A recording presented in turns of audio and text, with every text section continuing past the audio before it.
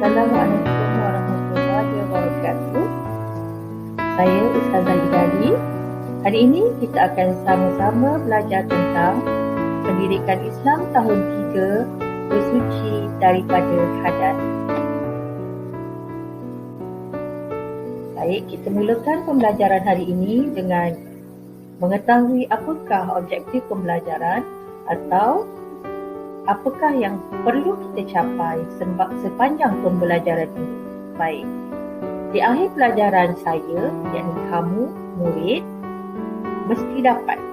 Yang pertama, menyebut erti bersuci dengan betul. Yang kedua, menyatakan maksud hadas dengan betul. Dan yang ketiga, menyenarai bahagian hadas dengan betul. Baik, kita mulakan dengan erti bersuci. Bersuci ertinya membersihkan tubuh badan, pakaian dan persekitaran daripada kotoran, hadas atau najis. Ini bermaksud kotoran itu terbagi kepada dua, iaitu hadas dan yang kedua najis. Baik, kita tengok hari ini disebabkan kita belajar bersuci daripada hadas, kita nak tengok apakah maksud hadas. Baik. Hadas ialah kekotoran maknawi pada diri seseorang yang menghalang sahnya ibadat yang disyaratkan bersuci. Contoh ibadatnya adalah solat, tawaf dan menyentuh Al-Quran. Maknawi bermaksud benda-benda yang kotor tapi tidak nampak dengan mata kasar. Maknanya hadas ini adalah kotoran yang ada pada diri kita tetapi tidak nampak dengan mata kasar. Baik, kita tengok bahagian hadas. Hadas terbagi kepada dua. Yang pertama, hadas kecil. Dan yang kedua, hadas besar. Baik, kita kembali pada tajuk kita adalah bersuci daripada hadas. Jadi, bahagian yang kita tengah nak belajar ni adalah bahagian hadas, iaitu terbagi kepada dua, hadas kecil dan hadas besar. Baik, apa dia hadas kecil? Hadas kecil adalah keadaan seseorang yang tidak suci, yang mewajibkan berwudu atau bertayamum jika ia hendak menunaikan ibadat seperti ibadat solat dan menyentuh Al-Quran. Okey, maknanya cara nak solat, cara nak sentuh Al-Quran, sekiranya ada hadas ini, hadas kecil ini, perlu sama ada berwudu atau bertayamum. Baik, apa yang menyebabkan kita ni, manusia ni, dapat hadas kecil? Keadaannya macam mana? Okey, kita tengok yang pertama. Keluar sesuatu daripada kubul dan dubur sama ada yang keluar itu benda cair, padat atau angin. Okey, apa dia kubul dan dubur? Okey, kemaluan hadapan atau kemaluan belakang iaitu dubur. Kubul dan dubur. Okey. Yang keluar tu cair. Cair maksudnya apa? Air kencing ataupun najis kita yang cerit-berit tu juga cair. Kemudian yang padat, okey, najis yang biasa tu. Itu adalah najis yang padat atau angin. Angin tu apa? Kentut. Maknanya bila ada tiga perkara ini yang keluar daripada kemaluan hadapan atau kemaluan belakang, bermaksud kita berada dalam keadaan berhadas. Okey, itu satu keadaan. Okey, seterusnya, sebab hadas kecil seterusnya. Hilang akal dengan disebabkan mabuk, hitam, gila atau tidur kecuali tidur yang tetap punggung pada tempat duduknya. Maksudnya bila kita hilang akal, hilang akal maknanya gila lah ataupun mabuk. Selepas minum minuman keras mabuk ataupun mungkin makan benda yang tak sepatutnya yang menyebabkan mabuk. Kemudian hitam. maksudnya pitam tu nak pingsan, dalam keadaan pitam, gila tadi samalah, hilang akal tadi tu, ataupun tidur yang keadaan punggung kita terangkat. Tapi tidur yang dalam keadaan punggung rapat dan dengan kedudukan tidur, dalam kedudukan duduk tersebut, maka ia tidak dikira kita berhadas kecil. Ini ketika kita ada wuduk. Bila kita tertidur, dalam keadaan tidur itu tidak rapat punggung, maknanya terangkat. Kemudian ketika itu kita ada wuduk, maka wuduk itu terbatal. Maknanya ada hadas kecil lah. Maknanya waktu kita ada wuduk itu, wuduk itu terbatal. Contoh, kalau kita solat maghrib, ada wuduk, kemudian nak tunggu solat isyak, duduklah sekejap. Duduk, sandar, kemudian tertidur. Tertidur pula, tersengit punggung. Tidak rapat ke dinding, tidak rapat dalam keadaan punggung itu tidak rapat pada tempat duduk tu, maka ketika itulah walaupun tak kentut, tapi tidur itu menyebabkan kedudukan punggung itu bergerak dan membatalkan wuduk yang kita ada. Ketika itulah wuduk kena ambil sendiri. Maknanya kita berada dalam keadaan berhadas. Okey, kemudian menyentuh kemaluan dengan tapak tangan tanpa berlapik. Menyentuh kemaluan dengan tapak tangan tanpa berlapik.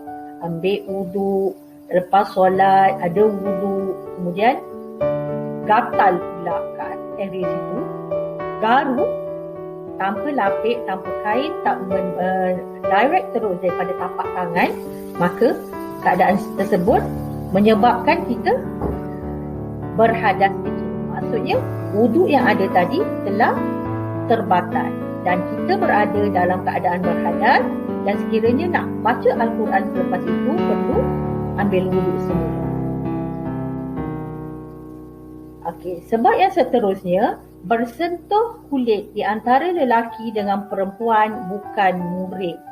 Okey, ada wuduk. Pergi masjid, ada wuduk. Tiba-tiba budak lelaki dewasa, umur dalam 13-14 tahun yang mungkin dah balik, kamu keluar nak ambil barang kat kereta kononnya, terlanggar dan bersentuh kulit antara lelaki dan perempuan yang boleh berkahwin, maka ketika itu wuduk terbatal.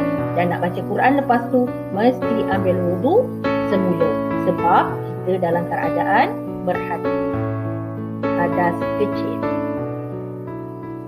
Okey, apa yang haram bagi orang yang berhadas kecil? Nak tengok apa yang tak boleh buat.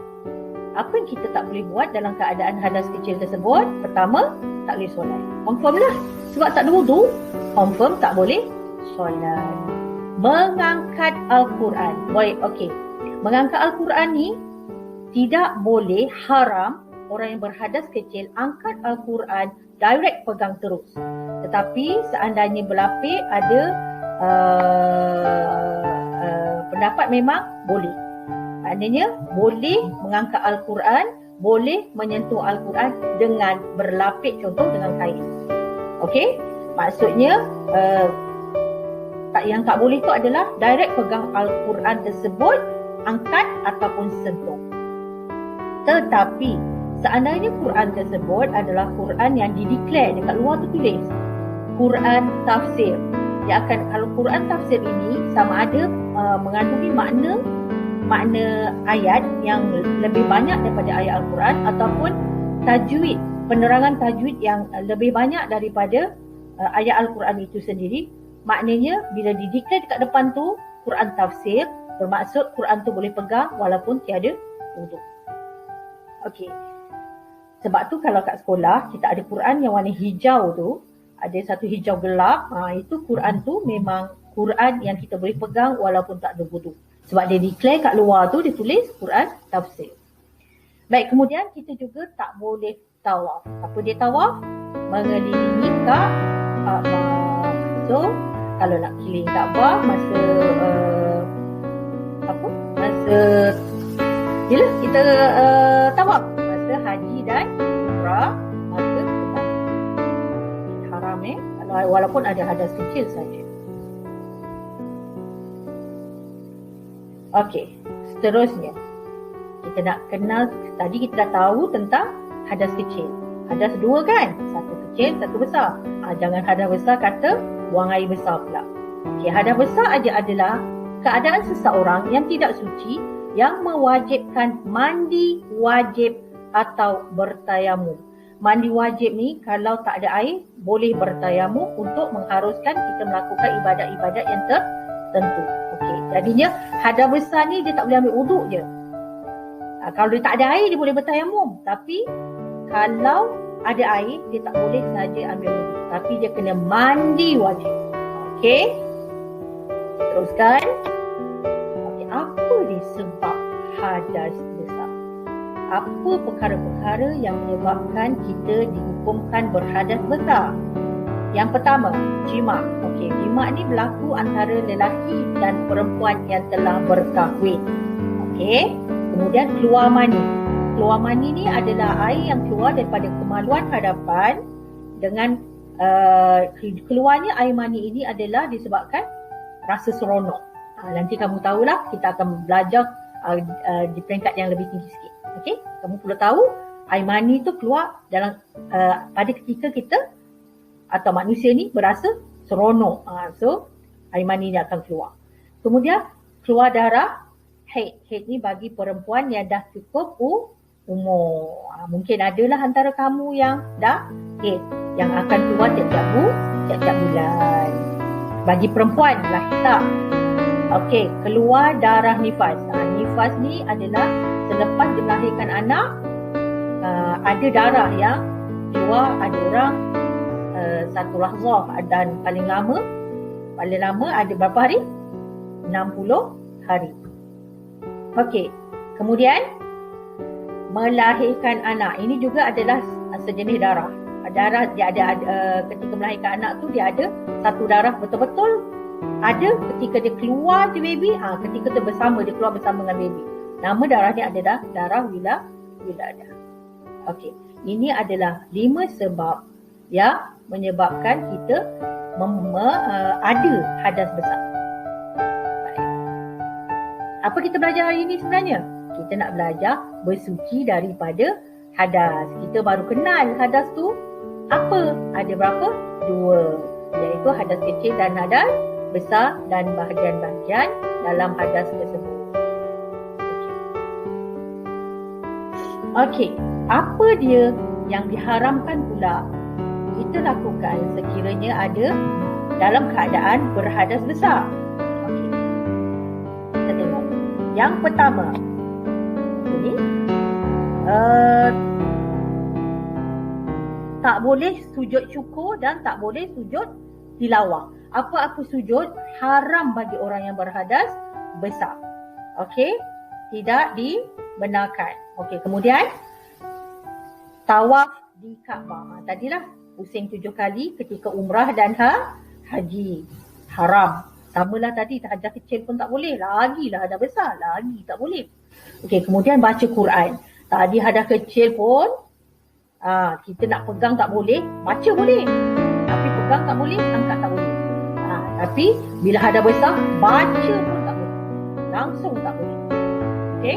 Langsung kita tak boleh nak buat bila ada hadas besar. Kemudian memegang atau membawa Al-Quran.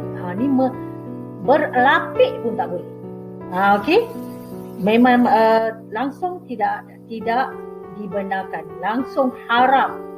Tak boleh pegang langsung kecuali yang tafsir.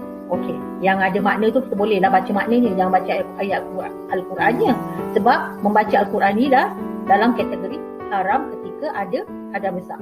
Kemudian menyentuh Al-Quran, pegang, bawa, sentuh, tanggung. Contoh, tiba-tiba je adik awak kasi awak pun tadah tangan untuk tanggung.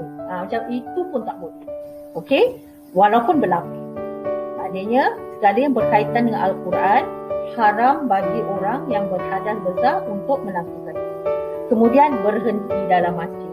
Ini juga tidak dibenarkan. Maksudnya contoh orang solat dalam masjid, berhenti dalam perjalanan, awak pun nak duduk dalam masjid nak berehat. Tak solat tapi nak duduk dalam masjid. Tak boleh. Kalau nak dekat luar-luar tepi koridor tu boleh lah. Tapi dalam masjid tempat orang solat, elakkan lah. Memang tak boleh. Walaupun sekarang ni memang ada tak macam dulu, takut berreceh-receh kita punya darah tu. Sekarang ni dah ada cara untuk mengelak daripada mengalir keluar. Tetapi untuk menghormati sebaik-baiknya, kalau tiada keperluan tak perlulah masuk ke dalam masjid. Kecuali mungkin ada kuliah ke ceramah, tapi sebaik-baiknya jangan duduk di tempat yang orang buat solat. Duduklah di kawasan yang memang bukan tempat solat, yang berdekatan dalam kawasan masjid. Okey, kita teruskan.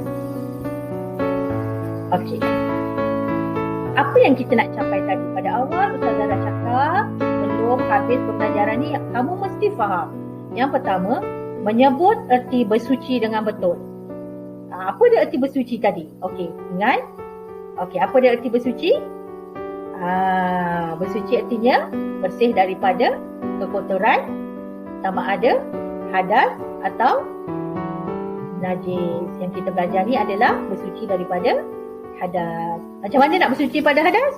Dengan mengambil, kalau hadas kecil, ambil wudu atau tayamum. Kalau hadas besar, bersucinya dengan mandi wajib dan tayamum kalau tak ada air. Okey. Yang kedua, menyatakan maksud hadas dengan betul. Apa maksud hadas tadi? Hadas adalah kotoran yang kita tak nampak tapi ada pada kita dengan perkara-perkara yang Ustazah nyatakan tadi.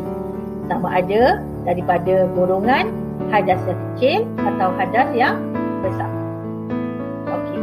Menyenaraikan bahagian hadas dengan betul. Okey, hadas ada berapa tadi? Hadas ada dua, iaitu hadas kecil dan hadas besar. Teruskan. Okey. Ustazah nak soal. Mesti boleh jawab. Kalau tak boleh jawab, maknanya kamu belum faham. Sekiranya belum faham, tolong ulang balik video ini untuk mendapatkan jawapan dalam slide yang ni. Mesti boleh jawab. Seandainya tak boleh jawab, Ustazah minta tolong semua yang tak boleh jawab soalan yang 3 ini, tolong dengar semula pembelajaran yang Ustazah terangkan di awal tadi. Okey, boleh ya? Okey, yang pertama, apakah erti bersuci? Kalau tak boleh jawab, semak nota yang sebelum ini. Baik. Yang kedua, apakah maksud hadas? Mesti boleh jawab ya.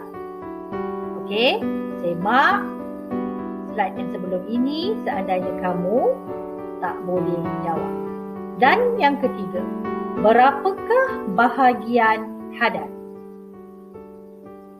Okey, Ustazah harap sangat seandainya tak boleh jawab 3 soalan ini, tolong dengar semula rakaman ini daripada awal supaya kamu boleh jawab 3 soalan ini dengan baik dan mencapai objektif pembelajaran kita hari ini. Baik, kamu boleh tengok rujukan dalam buku teks tahun 3 Pendidikan Islam, muka surat 80 dan 81. Di situ ada maklumat-maklumat asas. Selain daripada kamu boleh dengar dan faham balik video Ustazah. Untuk itu, Ustazah nak habiskan pembelajaran kita hari ini. Sekian. Wabillahi taufiq wal hidayah. Wassalamualaikum warahmatullahi wabarakatuh. Selamat belajar.